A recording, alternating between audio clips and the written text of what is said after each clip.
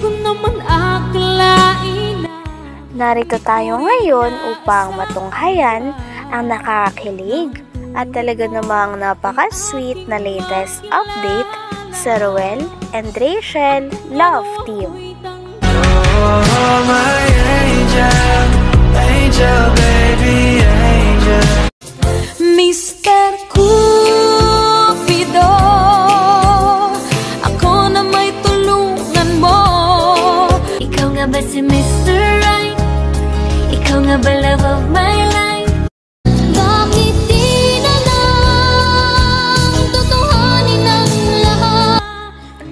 Sa pagpapatuloy ng ating istorya ay bumisita muli si Kuya Vincent sa bahay nila Miss Rachel upang kamustahin ang kanyang pamilya at lalong-lalo na ang dalaga na si Miss Rachel.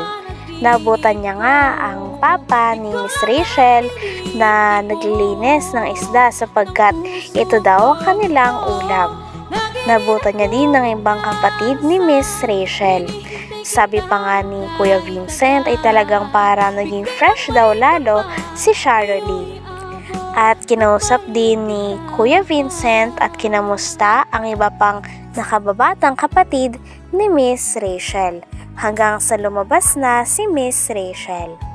Oh, my angel, angel, baby, angel. Mr. Cupido, ako na may tulungan mo. Ikaw nga ba si Mr. Right? Ikaw nga ba love of my life?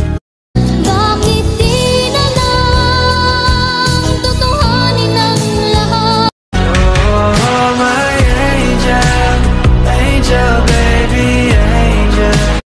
Mr. Cupido, ako na may tulungan mo. Ikaw nga ba si Mr. Right? Ikaw nga ba love of my life? Bakit di na lang tutuhanin ang lahat? Ang unang pinag-usapan ni Miss Rachel at Kuya Vincent ay tungkol pa rin sa mga bashers. Sabi naman ni Miss Rachel ay ngayon daw ay mas bumubuti na ang kanyang pakiramdam at mas lumalakas na ang kanyang loob sapagkat may mga tao daw na nagme-message sa kanya at nagpapalakas ng kanyang loob. Sinasabi daw sa kanya ng iba na huwag niyang intindihan ng basher sapagkat mas madaming tao ang talagang naniniwala at nagkikare sa kanya. Sabi pa ni Miss Rachel ay talagang alam niya daw na malaki ang tiwala na binibigay sa kanya ng kanyang papa.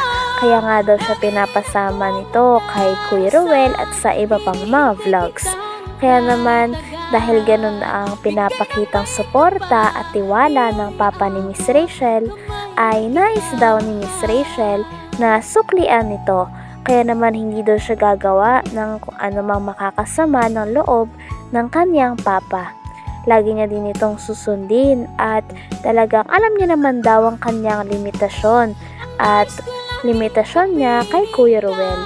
Kaya hindi naman daw dapat mag-alala ang iba sapagkat hindi naman sila nagmamadali.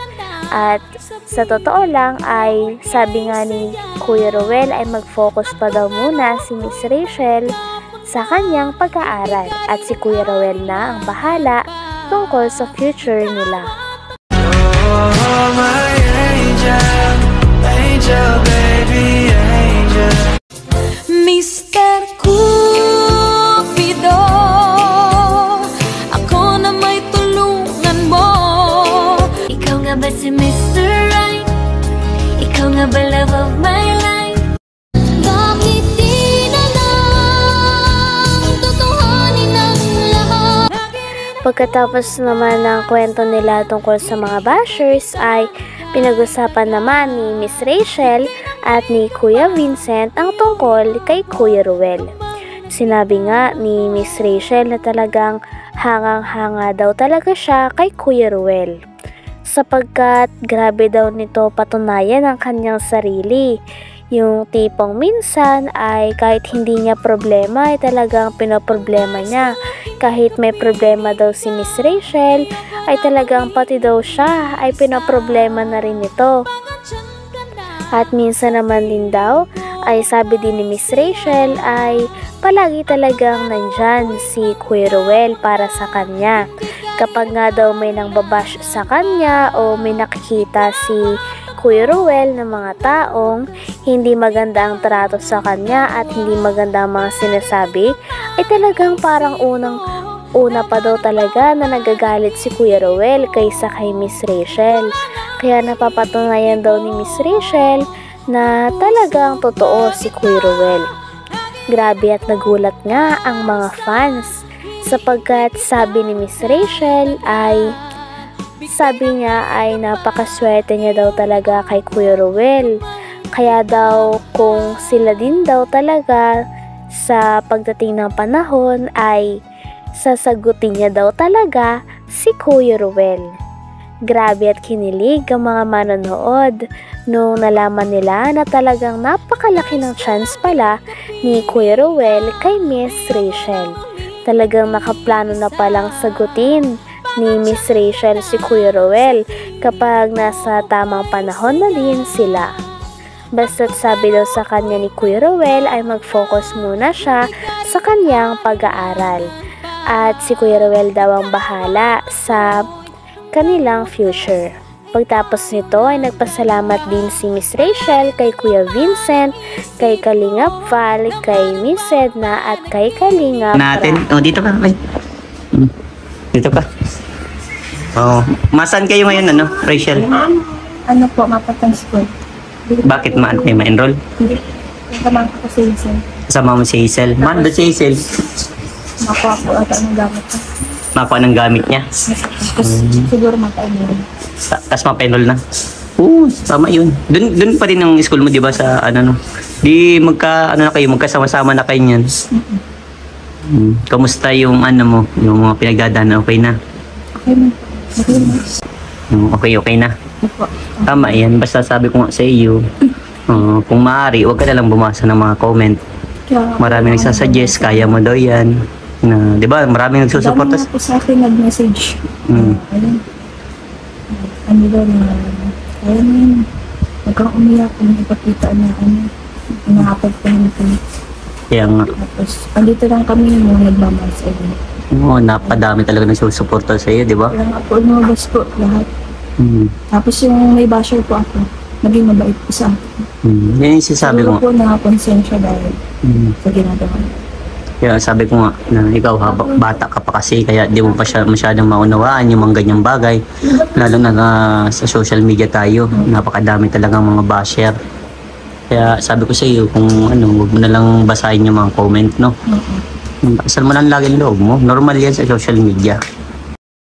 August kasi balik na tapos kasi may papiding po kami sa August 5. O ano masasabi mo kay Ruel? Napapanood niya ito. Nagpapasalamat ako kasi may lalaking talagang totoong mamahalin ako. Tapos kahit siguro di pa naman totally na kami. Andyan siya palagi. Kapag kailangan ko, andyan siya palagi, ina-advise niya ako. Kapag na may nang-aapi sa akin sa social media, nang pinagtatanggol na po ako, yung nagagalit po siya kaagad na ganito.